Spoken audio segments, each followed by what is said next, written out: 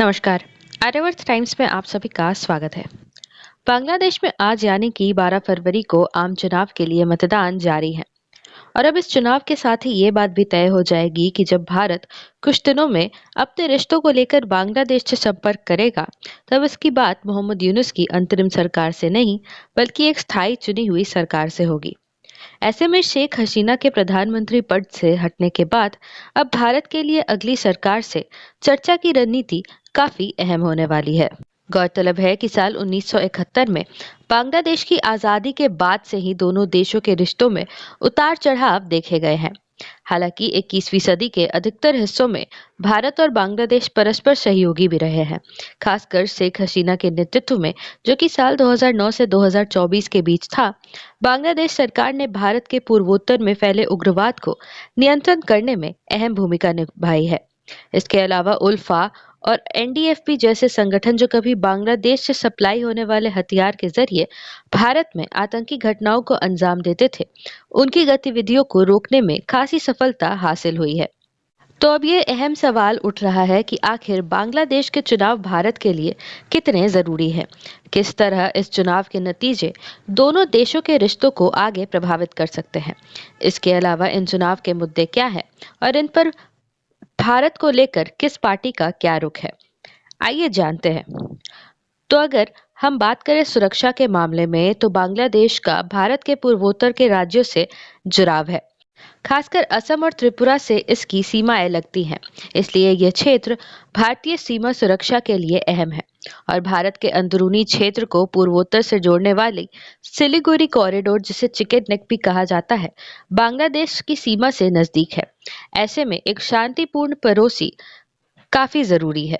वहीं अगर हम आर्थिक तौर पर भी बात करें, तो दक्षिण एशिया क्षेत्र में बांग्लादेश अब तक भारत का सबसे बड़ा व्यापारिक साझेदार रहा है। दोनों देशों के बीच सालाना 15 अरब डॉलर का व्यापार होता है और भारत के निर्यात के लिए ये जरूरी बाजार भी है। इसी के साथ भारत की मशीनरी और कपास, दवाइयों और तेल जैसे कच्चे माल के बांग्लादेश के उद्योग में भी भारी मांग है। तो बांग्लादेश भारत के लिए आर्थिक तौर पर भी काफी महत्वपूर्ण है। वहीं कूटनीतिक तौर पर बात करें, तो बांग्लादेश को भारत अपनी एक्ट ईस्ट नीति का अहम जरिया मानता है। ऐसे में यहाँ किसी तरह की अशांति या फिर भारत विरोधी गतिविधि का नकारात्मक असर साफ साफ पड़ता है।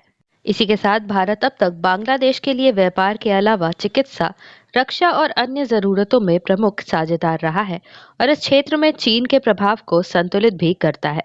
तो एक तरह से देखा जाए तो बांग्लादेश की तरफ से इस तरह के कूटनीतिक सहयोग में अगर किसी तरह का बदलाव देखा जाता है, तो ये भारत के उत्तर में स्थित क्षेत्र के लिए सुरक्षा का मुद्दा बन सकता है और अब भारत के लिए अगली सरकार से चर्चा की रणनीति काफी अहम होने वाली है।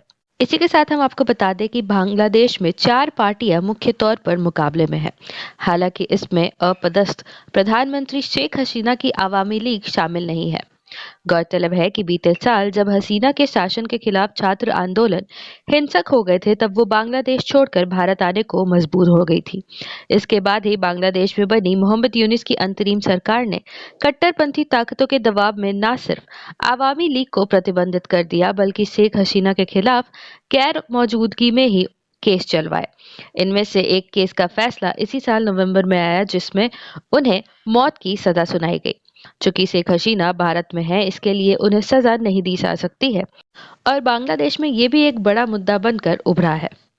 तो अब ये कहा जा सकता है कि भारत के लिए बांग्लादेश में हो रहे चुनाव काफी अहम है और इसके नतीजे से भारत और बांग्लादेश के रिश्तों पर काफी प्रभाव पड़ सकता है। आशा करते हैं कि आप सभी को ये वीडियो पसंद आई होगी।